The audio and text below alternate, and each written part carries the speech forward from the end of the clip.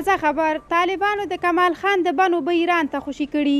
په ایران کې خپرېدونکي پاڼې جماران نیوز په کابل کې د ایران د مرستیال سفیر سید حسین مرتضوي له قوله لیکلي چې نن سې شنبې د 2022 اول 13 طالبانو د کمال خان بن اوبه د ایران پر لور خوشي کړي. مرتضوي وایي تهران ته د طالبان د بهرنی چارو وزیر امیر خان متقب سفر کې ورسره تر خبرو او مذاکراتو وروسته دغه ګام نن واخیستل شو. د افغانستان په چارو کې د ایران د ولسمشر ځانګړي استازي کاظمي د طالبان لخوا د کمال خان د بند اوبو خوشي کولو هرکلی کړی دی او ویلي دي چې اوس به د ایرانیانو ارمانونه پوره کیږي، خو طالبانو تر اوسه په دې اړه څه نه دي ویلي.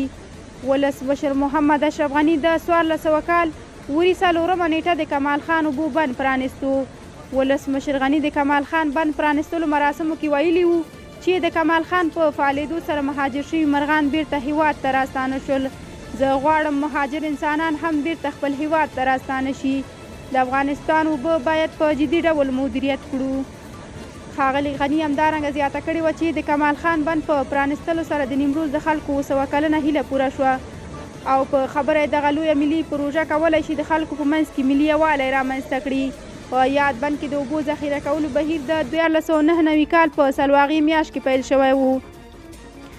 د کمال خان اوبو بند د نیمروز ولایت په چاربرجک ولسوالۍ کې موقعیت لري او په 1445 کال کې د جوړولو کار پیل شوی و، خو د نامنۍ او ځینو نورو لاملونو او سیاسي تحولاتو له امله د جوړولو کارونه ځنډېدلي وو.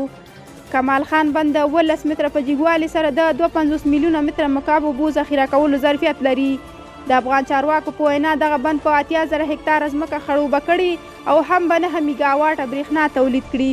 د افغانستان د مخکني جمهوري نظام د اوبو چارو د تنظیم ملي ادارې د معلوماتو په اساس دغه بند جوړولو پر مهال 9 امنیتي ساتونکي د وسلوالو طالبانو په بریدونو کې شهیدان شوي وو. دغه بند د نیمروز مرکز زرن څخه په 95 کیلومترۍ کې ګاونډي هیواد ایران ته د هلمند سیند پر بهیدونکو اوبو جوړ شوی دی.